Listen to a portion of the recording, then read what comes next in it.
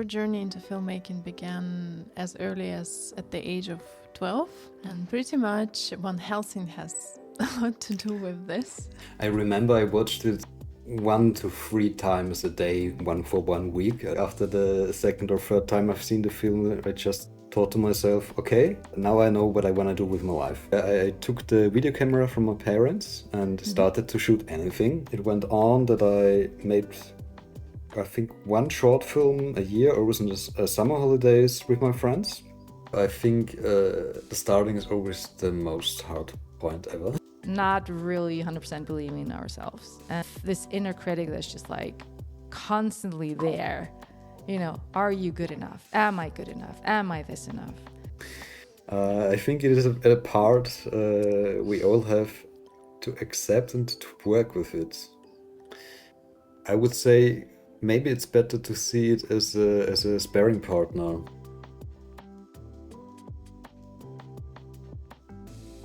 Hello and welcome to Ambitchiously Intelligent. And before we dive in, there is something I want to ask our listeners.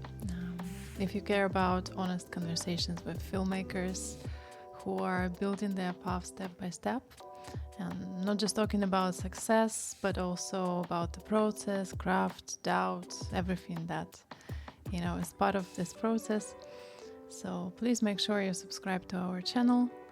And it just helps us continue with these conversations and bring new guests and new voices that deserve to be heard.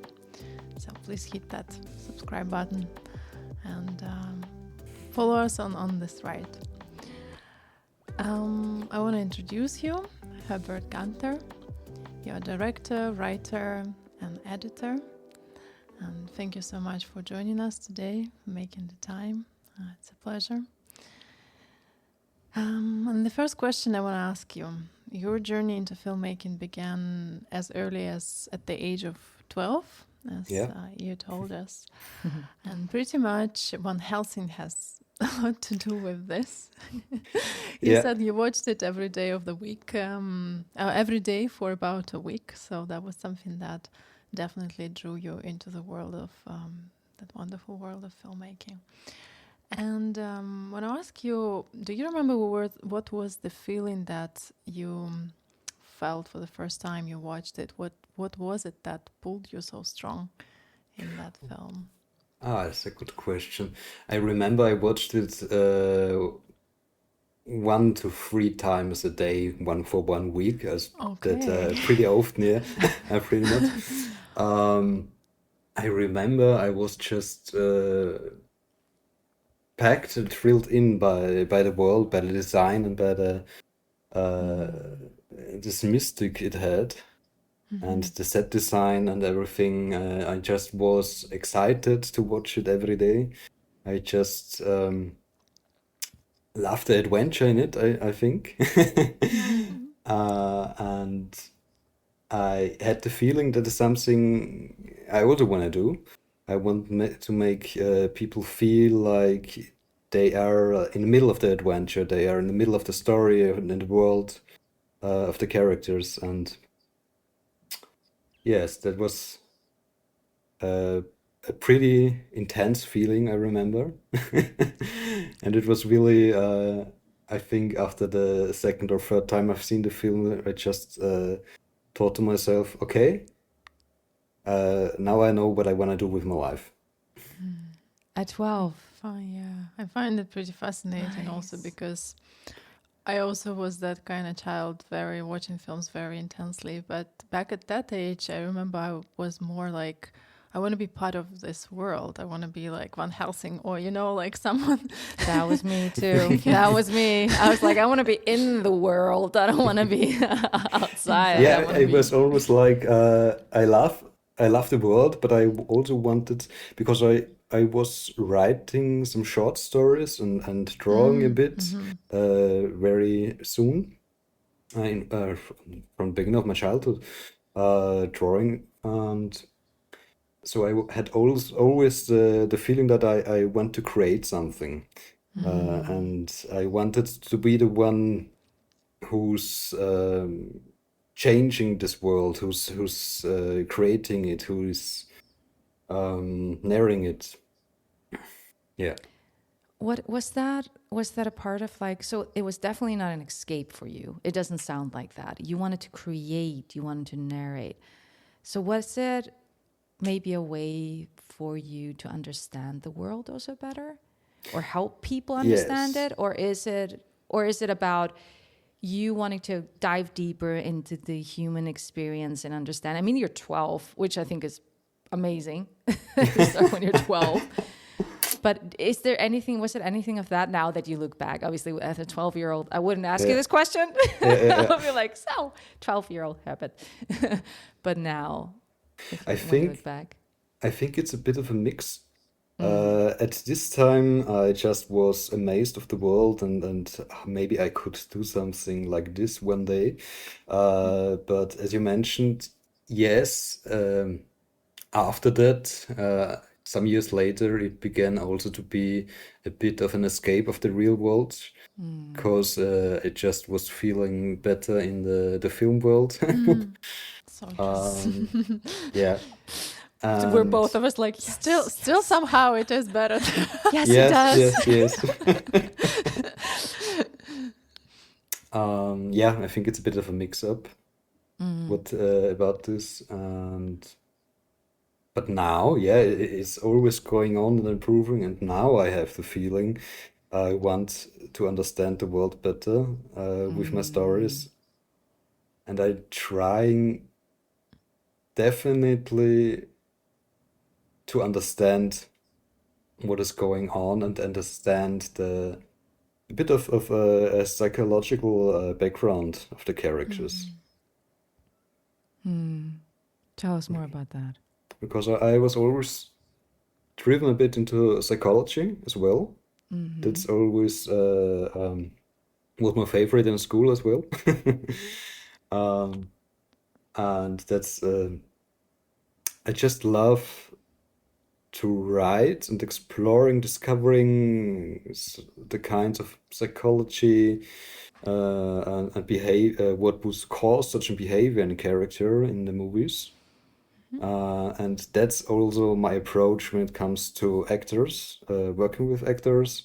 I'm very driven to talk a lot and a lot and a lot about the psychology and the background story and what could it cause to behave like this. I just find it fascinating. And tell us a little bit more about that initial drive and how kind of that experience in the cinema with Van Helsing, how did it then move you into creating your own work? What was your first film that you shot? Do you remember the process? How you were preparing? How did you put the team together? Because you were not doing it on your own, I guess, with your friends, right? Yeah, yes, I can remember I made many short films with myself, where my friends just had to be part of it. They were not always so amused, but at the beginning it was okay. I remember after watching the film, I started to shoot randomly. I took the video camera from my parents and started to shoot anything. After that, I started to write, so little short films that we could make in one day. And they were pretty terrible, of course, at this time, but when it's improving, right? So it went on that I made, I think, one short film a year, always in the summer holidays with my friends. At least I was trying to, because school was a bit intense, but I always loved more to work on the next film while lessons also, of course. No shame in that. Yeah, I was always storyboarding or writing or something in the background. Love it. But improved. It was good for the film, so why not? But how many films? Okay, so I want to pivot into where we meet. Yeah. And I was very lucky that I met you and you cast me in your, I I would say this is a highly professional film now. We're not doing Friends fair anymore. Of course, there were a lot of friends on set, but Broken Side. Yeah. And I was lucky to be one of the leads there. And it was a beautiful experience for me. It was beautiful working with you. It was so Nice to highly hear. professional. And how many films did you, first, there's two questions here. How many Yeah. films did you shoot until, like, did you shoot every year from 12 until Broken Side? Was like every year a short? And the second is like, Broken Side feels for me like, as I said, that is going from the hobby filmmaking into the professional one. Mm-hmm. And how did it feel for you, the pivot to that film? So I'm not sure if I really shot one film a year. I also sometimes shot two films a year. Of course. That is the But- gift that Wait, keeps on 10. giving. Yes, But- exactly. Yeah, but I'm talking about films like 5 minutes or 7 minutes or something like this. At this time, we didn't It's a short. know how to make it longer or better. So yeah, the most I think were 10 to 15 minutes. And then after that short film producing, I studied filmmaking at the SA Institute. And Broken Side was the first film after the study. So my process of getting from the hobby side to the professional side was during these 3 to 4 years with to Broken Side, yes. And I remember it felt very amazing to be on the set with so many professionals and can bring my vision on the screen. And of course, as you said, it was a very kind atmosphere, and I think we all were friends there. But it had also a professional level, but I loved, really loved. And yeah, it was a great way of seeing what I could improve in this time. Because sometimes I'm thinking about my 12-year-old me, if it would be proud of me what I'm doing now. Because I'm always, you know me, I'm not always kind to myself when it comes to this part. Same. But I think when my 12-year-old me would know what I'm doing now, how I shoot now films, I would have found it pretty amazing, yeah. Well, tell us the process around Broken Side, because a lot of our listeners are maybe, in their first steps, like wanting to make their first short. And how did it come about? How were you able to finance it? And the process behind that. Okay, we shot the film, I think, 11 years ago, right? I just have to remember a bit. So I know the writing wasn't the very longest process. It came more from the heart, which now I do a little bit different, but also from the heart, but always rewriting very much, very much. I didn't do that with Broken Side. It was, I think, 2 to 3 rewrites, and then we had it. And at this time, I wasn't really sure how to break down a script and how to break it down into shots and something like this. I just had to figure it out for myself at this very film. I remember that I have a very complicated called master list every time with me, with drawings next to the script. We did what I also showed the actors sometimes. Yes, financing. It was remember. Yes. There was some kind of cultural funding from the Law Austria. because I'm from Lower Austria, not from Vienna originally. So I had the pleasure to could get this, and also what was it?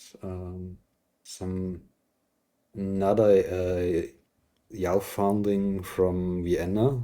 I think that was 500 euros or something like that. So the film had not so much budget, but I think we did very well for this. Yes, definitely. And we also got all our equipment, the most of our equipment from friends who were also working in the film industry and just had some light and had some camera and lenses. Light was the only thing we also borrowed because it's so damn expensive to get.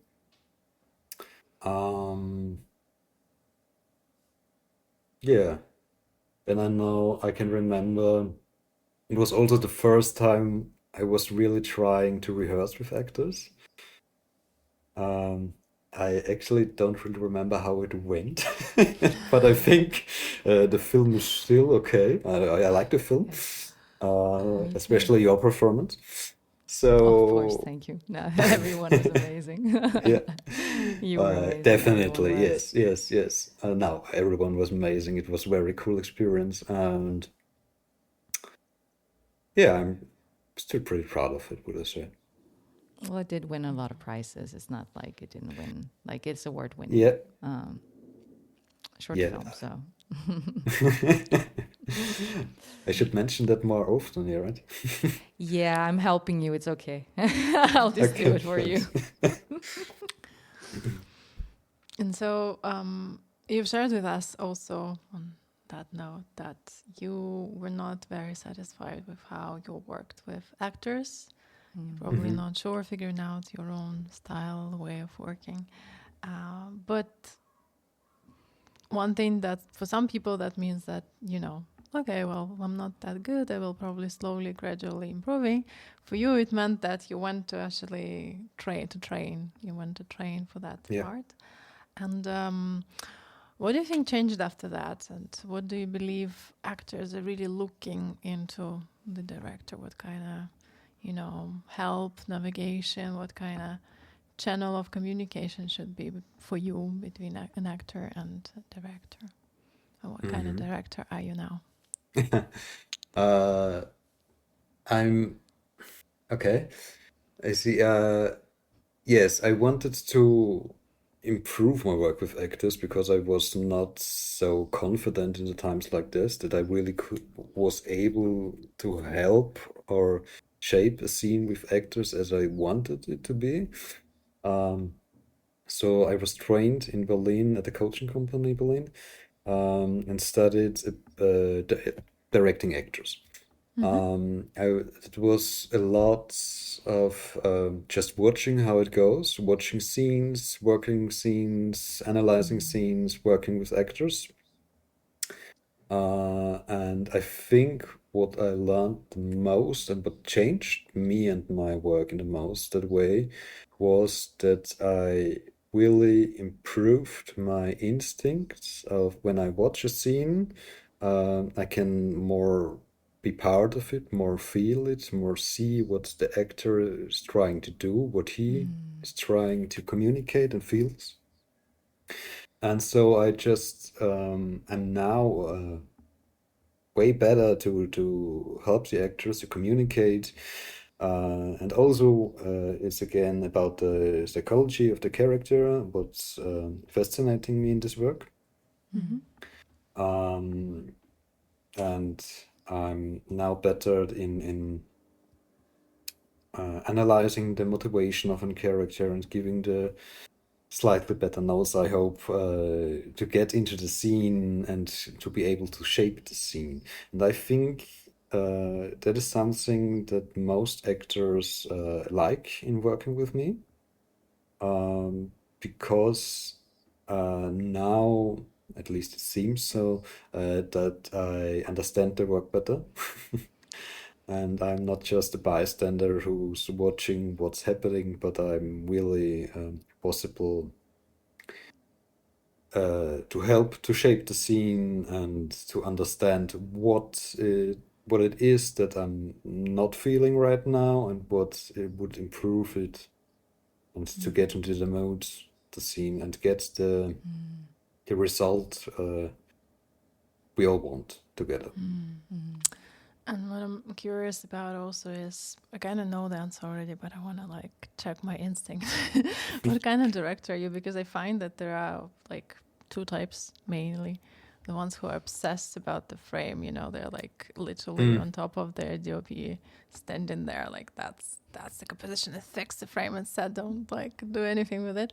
And then the ones who are really with the actors, who are kind of in the process, and they barely they do check the frame for sure, but once it's fixed, they kind of let it go. What kind of director are you? I think interestingly, it changed. Okay. Before I started directing actors and made more in this field, I was definitely more of the technical side, so checking the frame and much into the edit.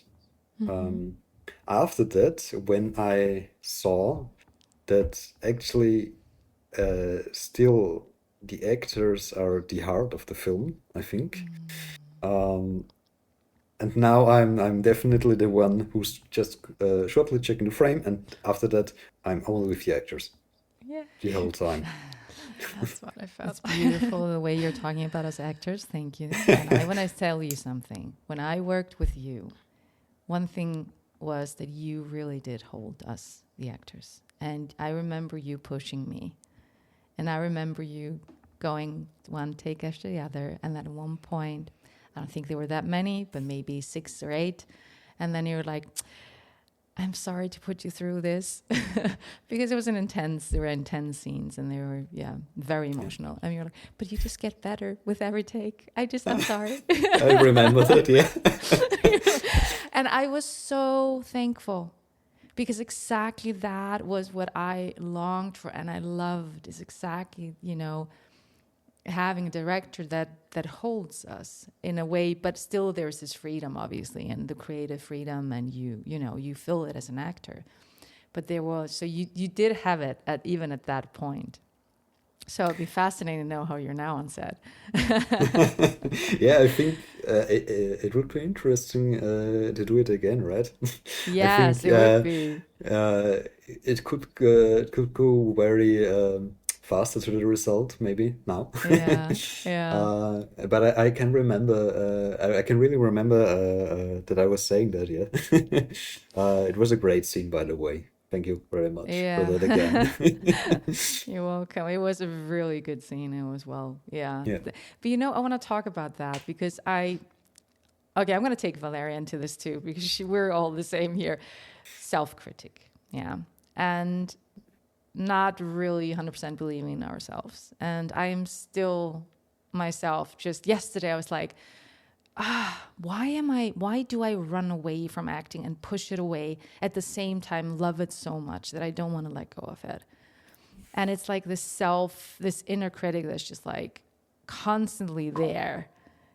Are you good enough? Am I good enough? Am I this enough? On the other hand, Valeria pointed out, she's like, well, that is what makes us good artists, is that because we do question it, we are constantly growing. We are not just walking and going like, I know how to do this. This is, but we just are open to the growth and want to grow. How do you navigate it? Like, is it a motor for you for growth? Or is this voice, is it still so loud that you kind of like need to manage it? Like, how do you do that? Okay, yeah, that's hard. I know that voice in my head very well, and it's not as quiet as I would love it to be. But yes, I think it's kind of a motor when I say when I see myself and see, okay, it's not good enough for being part of a specific festival, perhaps, or something like that, and I'm not at the level I want to be yet. It's a motivation, of course, for myself to get better, to learn more, to do more, to improve myself, and to get more into contact with my feelings for the film, because the film is all about how you feel it, and to translate my feelings into the screen. And that just only can work when you're in contact with your feelings and emotions, I think. Yeah, but the voice is still there yet. And I don't really think that it will ever go away, honestly. I think it is a part we all have to accept and to work with it. I think this is, I would say maybe it's better to see it as a sparring partner, as a partner you can train with. Yes. Yeah. And there are also, of course, there were times I could not see it as clear as now, and it was overwhelming and depressing me, honestly.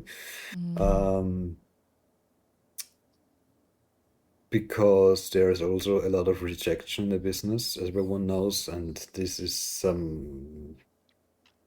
makes the voice louder and louder.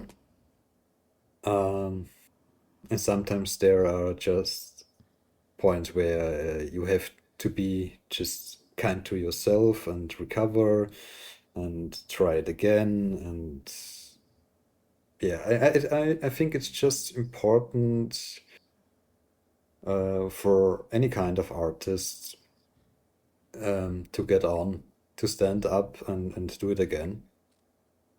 Because the only thing we can do is make it as good as we think we can do it for ourselves, because we are always doing it for ourselves. I make the films I want to watch, and I'm happy if someone other also likes it. Yeah, I think that's, from my point of view, the best I can do.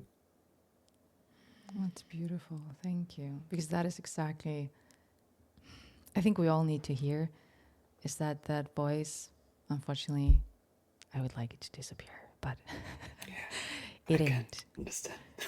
It ain't. And it gets sometimes very loud, and then it's a little bit, it's quieter, but it's there. So I think it's beautiful the way you're saying this sparring partner. I'm taking that with me today. That is beautiful. Thank you. Yeah. And think maybe that's like kind of a new perspective onto it that I'm currently thinking about, is that the people who don't have that voice, they're usually psychopaths. So Well, maybe, yeah. you know what I mean. So maybe Yes, that's just a sign of that we are still kind of normal That's people. another way to see it. Now I'm like, Yeah. thank God I have it. that's just the way we are as humans. And because like no matter what field, in creative field, it's just get louder, because we are kind of more in contact with all of the sides of our personalities. And some parts we are friends with, some parts we'd rather not to even like interact on a daily basis. So it all comes and goes. So I think like that's not the sign of disease. We're just humans. Yeah. There is Yeah, nothing to be cured about. I think it's maybe especially a little bit harder for actors and actresses, I think, because you're showing yourself at all time. That's also very hard. I mean, I can hide behind my film and just be reviewed because of it. But you are presenting yourself all the time. That's, of course, I can understand that the voice is also very loud. But I think it's a good way to see it as a partner, because also when people are saying perhaps that fear, exactly, fear is not an unuseful emotion. It shows us when something feels not right and we should do something, go away or something like that. And I think it's the same with the voice. It's it's not useless. It's can be too loud, but it can also bring you further, I think. You know what's interesting? What has changed with me is that I feel I love being in front of the camera and just working with fantastic directors like the two of you, where I know I can just fully let go and just, you know, and there's something about that where I'm like, just because when you have that safety from a director, you really just, you know, you can go all in and they're going to either wheel you back or they're going to push you in further. I love it. For me, my biggest critic is like putting myself out there, you know, this as an actor, this going out there and go like, hi, I am here. I do exist. And I love doing this work and I'm good at it because I've trained like a motherfucker. Yeah, training is also very important in all those A lot. fields, And I right? train constantly and I will not Yeah. stop training because it's just me. So I think that's the thing. So just going back to you working with actors the way you do, thank you. That is just beautiful because that gives actors just this amazing safe space to fully let go, fully dive in, and just embrace that world and that character. So it's cool. Really Nice. I'm trying to, yeah. But I think it can also be a bit, um, I don't know. It's a bit hard maybe to work with me nowadays. I'm trying, of course, to be with the actors, but I want very much. Because when we work together in a scene, I'm discussing it, the psychological backgrounds and the characters as well, and what they want, where they're coming from, etc. But one thing I learned over the years, especially what was important for me as a bit of an introvert, was general in filmmaking to not say that it was perfect or okay if it was not perfect, and there was still something to improve. And nowadays, I'm very much behind this, as I'm really I want very much. But you want your vision. That is it. yes, And that's the teamwork, right? It is yes, the vision. That's what I want as an actor. And I think all actors is we want to serve that vision. So it doesn't serve anyone if you're not happy yeah, and you say, oh, that was great, thank you. And then you're like, you know, in your head. It's better than to be honest, I feel, even if it can hurt or whatever. But then just yeah, you guys, if you're working with Herbert and it's hurting you, use that for your performance. Believe me, it's going to be magical. Just take that emotion and use it. Use everything you have. That's the best we can do. yeah. I think I it's cool. just can I can remember there were times in other films that I just didn't know how to get further, or I found it very very good, but not perfect, and I just didn't know how to get more, so I accepted it, and nowadays I know just a little bit more and how to get more in this. But I think this is something that it always is gonna improve and always is gonna be further away. So maybe nowadays I also would love to get a little bit further and further, and as often you rehearse with actors and make films, you're always improving. You're always getting better and find maybe now new ways, new techniques, how you can work with them. And that is very kind of fitting for the path that you're currently set on, your feature film. So you've been writing, developing it for about a year, you said, right? Yeah, So currently treatment. And of course, with a short, if it's like 15, even 30 minutes, that's not that, I mean, let me rephrase that, because shorts are a different craft and you're kind of looking into a different performance and different things. But a feature film, that is something that I feel like an actor can really bring on their A game and can develop the character thoroughly and can, explore different sides of that character and show the real kind of the character journey and stuff. How would you approach that? Because obviously that goes into the writing and then the casting.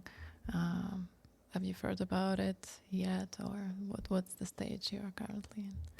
So I'm at this project. I'm still in the writing process. I'm treatment version 2. It's right. I started writing it, I think, a year ago or 1.5 years maybe, and but it all has it's all mixed up. I'm also in the writing process also looking at the psychology behind the characters, of course, which I would use then to talk to the actors, and it all comes from the character to build the story and to work together and everything.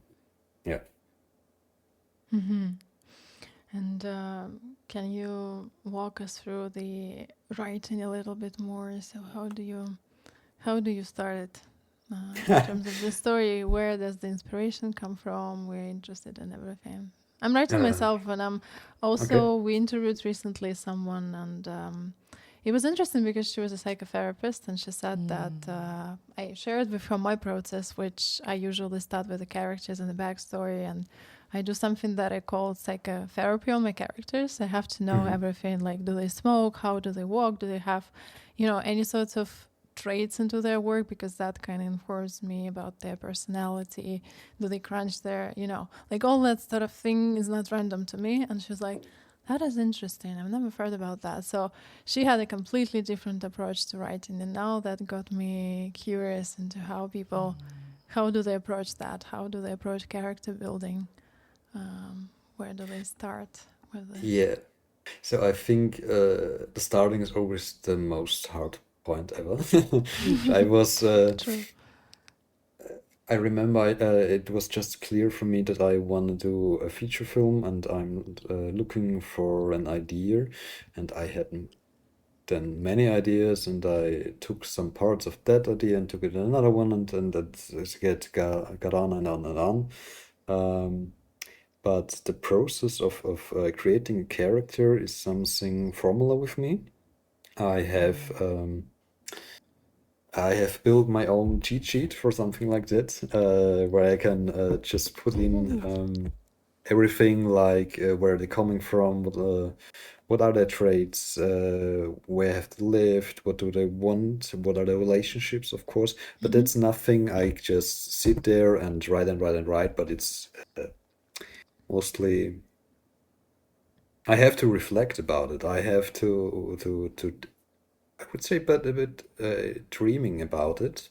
What could be possible? Who can it be? What did they do? And also, because of that, I'm just forming the outline structure from the movie, and but that way it's not the fastest I can say that, because it's constantly changing everything. And when I have a better idea from the relationship, perhaps I'm changing it in all the sheets and changing the structure, and it's building very slowly, but it's building intense, I think, and very interesting. And it puts it all together, and it works great for me. So it's the process I'm using is also constantly asking questions for myself. It's all the when I have the shorts really story structure, I could say in one sentence, it's everything. It's about questioning. Who is it? Why does he do that? Why does this work? Why isn't that the other way? Why can't he use another path of using it? What would be easier? And then I'm just trying to answer that. And the most interesting answer, what works with the others, I'm using it. And so it's always working, building. So most of the time when I'm writing, it's really most of the time, I'm just doing that. Asking myself, questioning, writing possible answers to that, and of course researching a bit. But sadly I'm terrible in researching, and I really don't like it. I just Thank you for love honesty. to write. It's not a Yeah. historical film, you guys, okay? He's not going to go into the history of it. No. I just maybe I miss a bit the time where I could really write from the heart, but I try. I also trying to do it, but afterwards, when I have my structure and have explored the most of the things, then I'm just using this, sitting down, and now it's floating, it's flowing, and writing the scene, and just do it from the heart. There's just 2 to 3 things that have to be in the scene. The otherwise, I'm just writing it. That's a very nice feeling. Yeah, I think that's writing from the heart. It's for sure one of the best things you can do. But then Yeah. there is I think the demarcation line between like doing something as a hobby and then doing something professionally. And that's where the structure and all the knowledge and the way how you can make it really kind of neat and flowy. Not neat, like writing is never neat, but you know what I mean. The kind of more structured way. Because I remember the first film that I did with Eva, and it was writing from the heart. But I can tell you that the writing process already happened in my head years and years and years ago. So I knew the character thoroughly, I knew everything. So the final act of writing was actually the time it took wouldn't tell you anything about the process, because the process already happened by the time I sat down to write. And then you approach something new in a new topic and you do it in a professional way. I guess that's where you need to apply the structure and you need to have your own kind of foundation. So that's, I think that's also part of the improvement. Yeah, maybe. It's also, I have to say, it's much easier to change something in the story when you have the approach of outlining and structuring. And showing that to producers before you actually have written the whole script, because when you have written the whole script, it just hurts when you have to change a lot, and it breaks it down, and you have made such an effort for so that you can change it otherwise. When you have the structure and the outline, it's just very easy to flip some scene, change the motivation, and you can see what will change in all the script because of it. That's really smart what you're saying. I think we're allowed to do this. And also beginners, please, guys, if you're listening, and I hope watching this, allow yourself to really just first, before you go out there with your piece, as Herbert was saying, like have the outline. Go to the producers with that, and then fill it with your heart. Because it's exactly, we a lot of times we think we need to be perfect before we go out there. It has to be fully written. Everything has to be fully out, like fleshed out and everything. And then you go out and try to sell it and stuff. But exactly I know that they do this in the State a lot. They just have like a synopsis or the outlines, and that's how they go and pitch it and sell it. And then they sit down, like you're saying, and start filling it.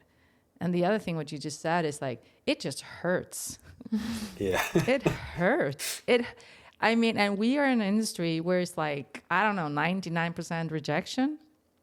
It hurts. Like, so, and writing is, I don't write. Like, I do a lot for my characters. I write a lot there, and I have a lot, as Valeria is talking about, in my head. I have the character. The minute I have gotten the character, and they're like, okay, we want you, I've been booked. It's like that character is living with me every day. I carry it with me, and I start like building it in my head, like Valeria is saying.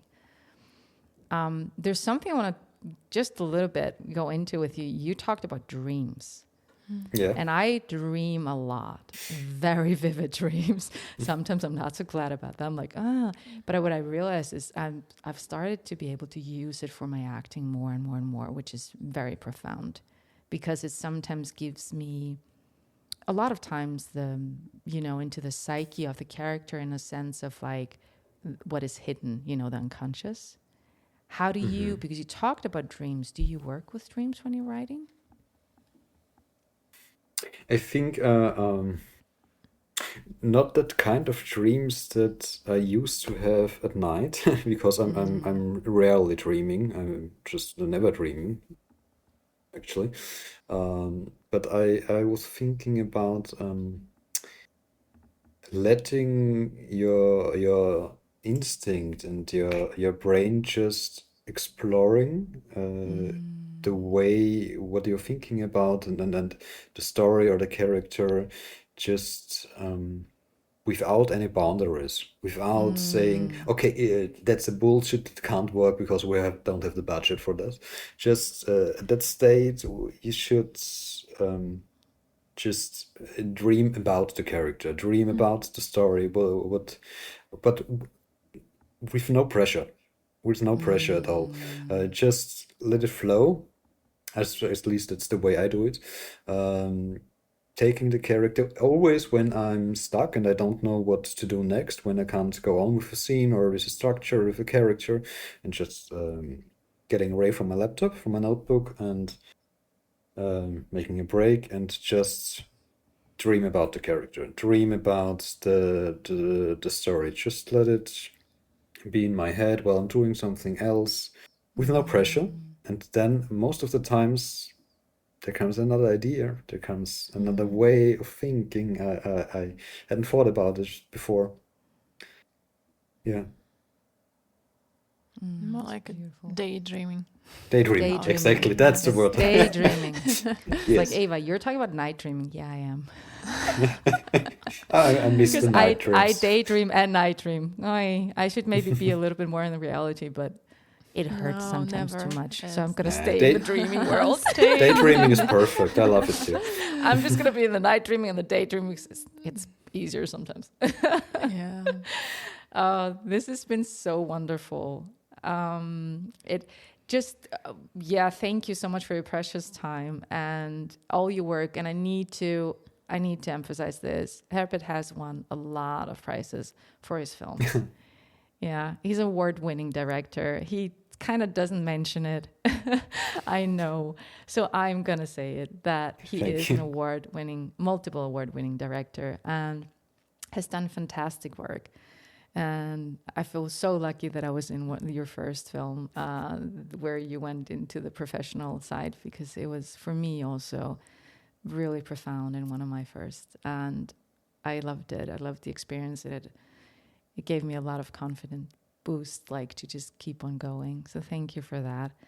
And with your feature film, are you looking for a collaboration, or do you have your team fully fleshed? Like, where can people reach out to you? And yeah, I'm like, there's a lot of questions at once. Sorry about that. Yeah, that's okay. So for my feature film, I'm just as I mentioned, in the writing process. I'm not very far in the pre-production, something like that, sadly. But I'm always looking for people to collaborate with. Especially, I'm looking for producers right now.